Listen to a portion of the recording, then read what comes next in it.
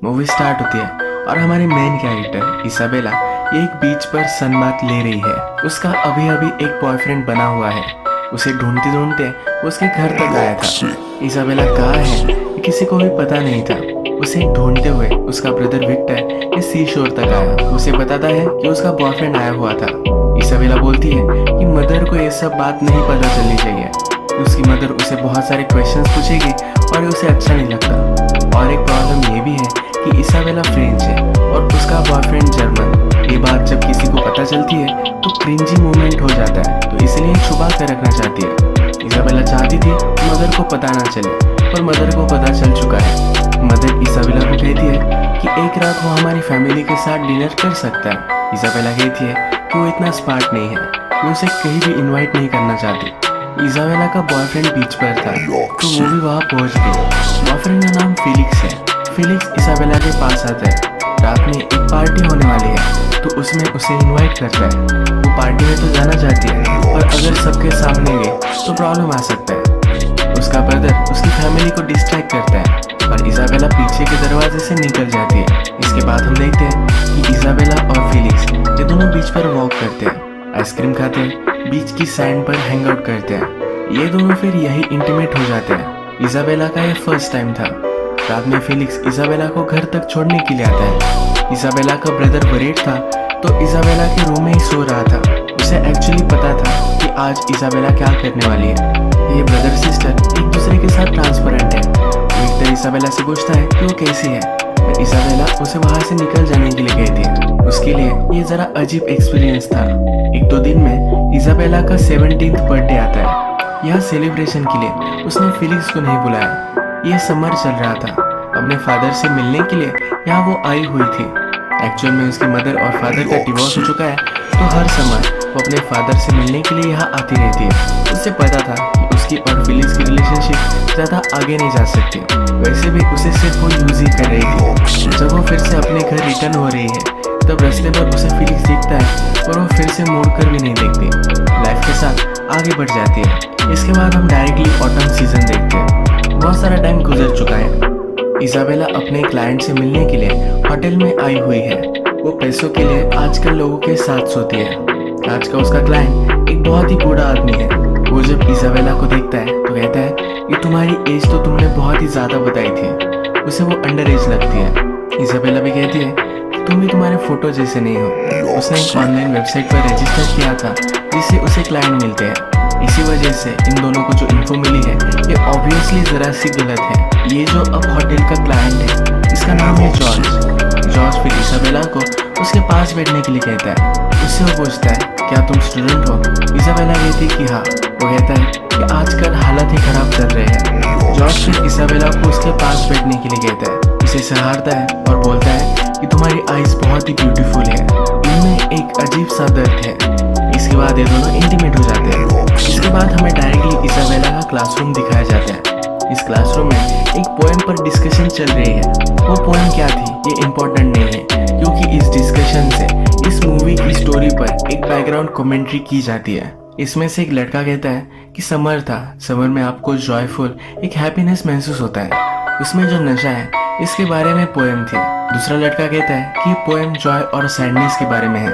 एक एडवेंचर हुआ पर उसके बाद भी आप अकेले ही रह गए। उसमें से दूसरी लड़की कहती है कि ये पोएम प्यार ढूंढने के बारे में है। अगर हम मूवी की सिचुएशन देखें तो इसाबेला ये सब क्यों कर रही है ये भी यहाँ से डिफाइन होता है। समर खत्म हो जाने के बाद इसाबेला को एक एडवेंचर चाहिए था, इसीलिए वो ये सब कर रही है। इसमें और एक मीनिंग निकल कर आता है। ये सब वो कर रही है पर फिर भी सैड है।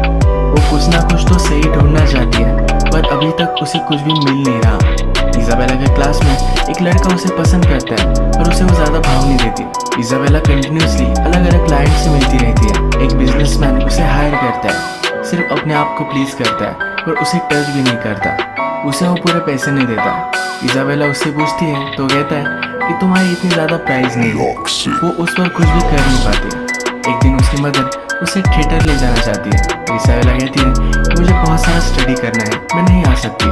उसकी मदर उसे समझाती है कि जब मैं तुम्हारी एज की थी तो बहुत मज़े करती थी, पार्टीज में जाती थी, अलग अलग चीज़ें ट्राई करती थी। ये कन्वर्सेशन थोड़ी सी क्वर्की है, क्योंकि इजाबेला क्या करती है इसके बारे में मदर को कुछ भी आइडिया नहीं है। जब वे थिएटर पहुंचते हैं वहाँ पर इजाबेला को उसका क्लाइंट जॉर्ज दिखता है। वो एक दूसरी लड़की के साथ वहाँ आया हुआ है। इंटरवल में इजाबेला उसके सामने जाकर उसे डर्टी लुक देती है। यहाँ पर इजाबेला नोटिस करती है कि उसकी मदर उनके फैमिली फ्रेंड के साथ फ्लर्टिशियसली बात कर रही है। उसे लगता है कि उसकी मदर का अफेयर चल रहा है। ऑलरेडी इजाबेला को उसके स्टेप फादर और मदर के साथ रहना पड़ता है। थोड़ी देर में इजाबेला को जॉर्ज का मैसेज आ जाता है। इसके बाद ये रेगुलरली मिलने लग जाते हैं। एक दिन वो जॉर्ज से पूछती है कि थिएटर में तुम्हारे साथ वो लड़की कौन थी। जॉर्ज कहता है कि वो मेरी डॉटर थी। बहुत सालों तक हमने एक दूसरे से बात नहीं की थी। अब मैं हम दोनों में रिलेशनशिप सुधारना चाहता हूँ, इसलिए मैं उससे मिलता रहता हूँ। इजाबेला उससे पूछती है क्या तुम अच्छे हस्बैंड हो। कहता है कि मैं ट्राई करता हूँ।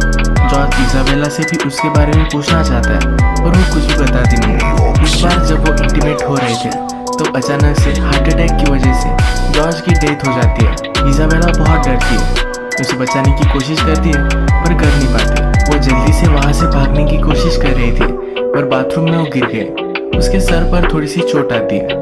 यही बाथरूम में जॉर्ज कुछ परफॉर्मेंस की गोलियां लेता था, ये भी उसे मिलती है। इन्हीं गोलियों की वजह से उसे हार्ट अटैक आ गया। पुलिस को पता चलने के बाद इन्वेस्टिगेशन होती है। डायरेक्टली इजाबेला की मदर सिल्विया के पास पुलिस आते हैं। इजाबेला क्या करती है इसके बारे में सब कुछ बताते हैं। जो इंसिडेंट हुआ था इसके बारे में भी मदर को पता चलता है। मदर पहले तो बिलीव नहीं कर पाती। उसे लगता है कि इजाबेला ये सब नहीं कर सकती। जब पुलिस उसे सब सबूत दिखाते हैं, इजाबेला जिस होटल में जाती थी वहाँ के सीसीटीवी कैमरे से निकाले हुए इमेज जब वो देखती है तब उसे शॉक लगता है।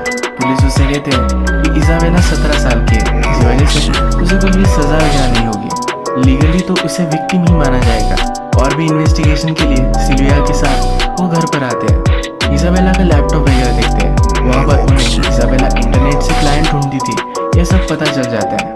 इजाबेला ने सब कुछ पैसे सेव करके रखे थे, ये सब पैसे भी उन्हें मिल जाते हैं। जब इजाबेला घर पर आती है तो उसकी मदर उसे बहुत मारती है। उसे पूछती है तुमने किया क्यों। इजाबेला उसे कुछ भी नहीं बताती है। मदर अब इजाबेला को लेकर बहुत ही वरीड है।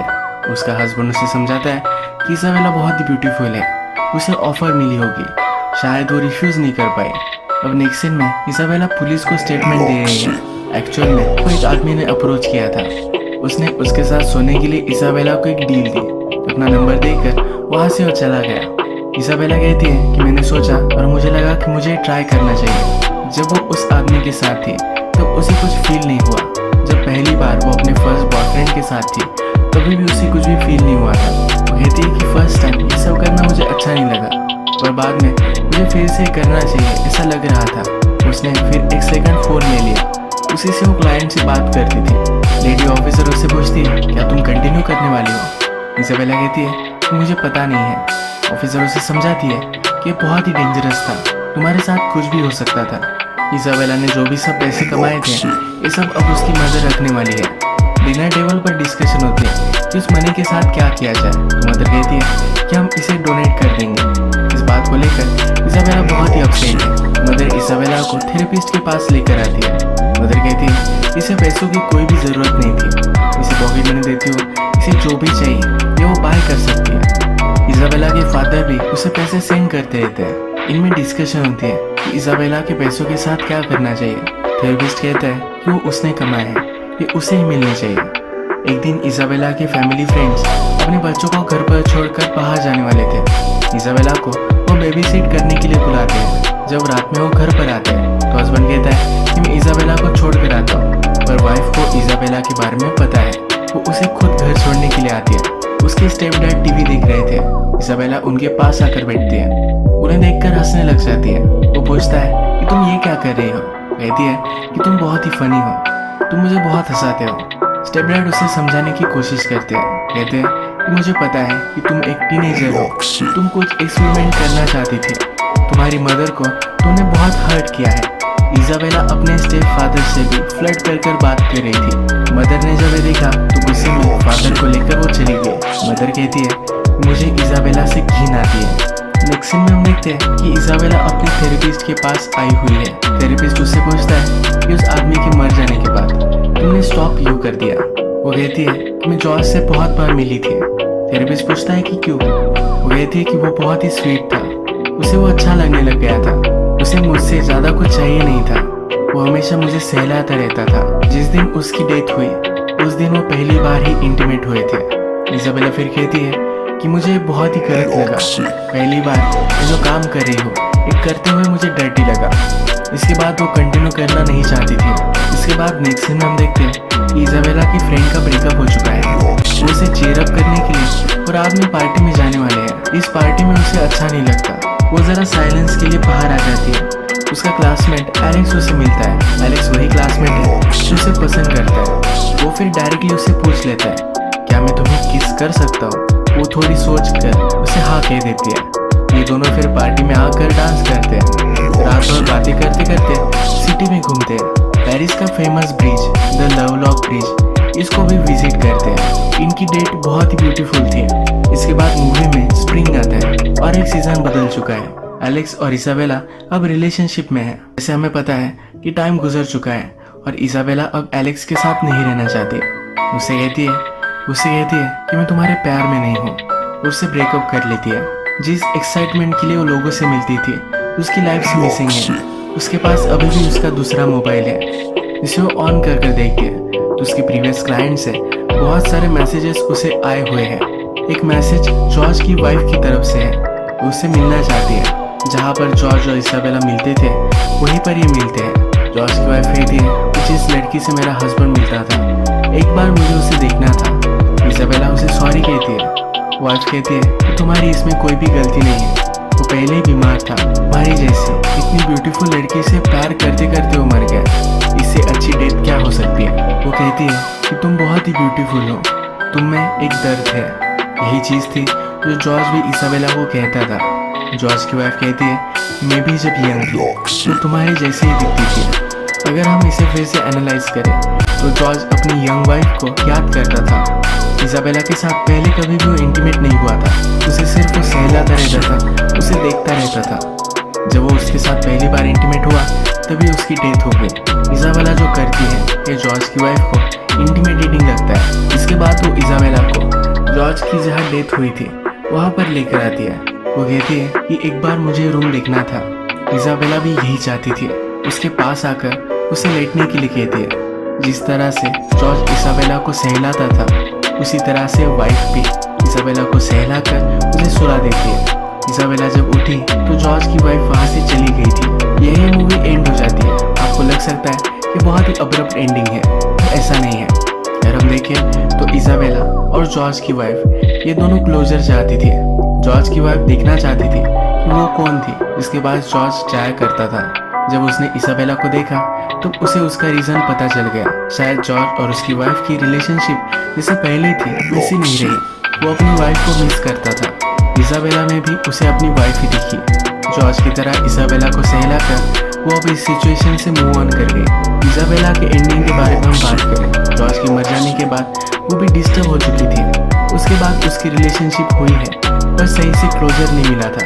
जॉर्ज की वाइफ से मिलने के बाद उसे भी शायद क्लोजर मिल चुका है। इसाबेला के बारे में आपको बहुत सारी चीज़ें गलत लग सकती है और वो थी गलत। एक फैक्ट ये भी है कि वो एक टीनेजर थी। इस एज में हर कोई अपने आप को ढूंढने की कोशिश करता है, सबका प्रोसेस अलग है। उसका भी इसी तरीके से एक गलत अजीब सा अप्रोच था।